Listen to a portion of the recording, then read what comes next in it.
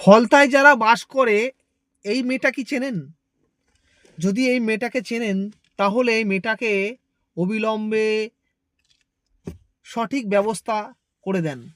কারণ এই পোস্টটা যে মেয়েটা করেছে, যেটা লিখেছে যে আজানের ধ্বনি এত মিষ্টি, আজানের ধ্বনি শুনে শয়তানের বাচ্চাগুলো পালিয়ে যায় আর শয়তানের বাচ্চাগুলো বন্ধ করার জন্য উঠে পড়ে লেগেছে।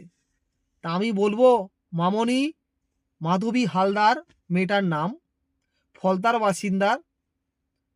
তো ম্যাডাম, বোন বা দিদি সম্মান দিয়ে বলছি, শাঁখা সিঁদুর খুলে এক কাজ করো না, আল্লাহ একজনকে ধরে নাও, ঘরের ভিতরে আল্লাহ আল্লাহ করবে, তুমি শুনবে মিষ্টি মিষ্টি লাগবে তোমার।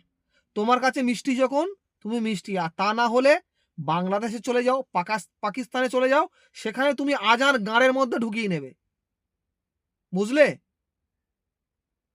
সেখানে তুমি গাঁড়ের ভিতরে ঢুকিয়ে নেবে আওয়াজ, তোমার আওয়াজ তুমি গাঁড়ের ভিতরে ঢুকিয়ে রাখো, তোমার যদি এতই মিষ্টি হয়। একটা মল্লা ভাতার ধরে নাও না, তাহলে বুঝে যাবে প্রতিদিন আওয়াজ কেমন বেরোয়। শয়তানের বাচ্চাগুলো বন্ধ করার জন্য উঠে পড়ে লেগেছে, তাই তো? মাধবী হালদার মহাশয় শাঁখা সিঁদুর খুলে আর বরকা কি বরকা মুড়ি দিয়ে আল্লাহর আওয়াজ শুনতে যাও তার বাড়িতে।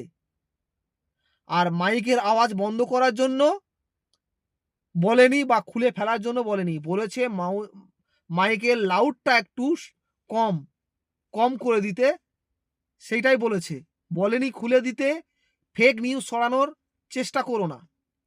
ফলতা বাসিন্দাকে বলছি, ফলতায় আছে ওখানে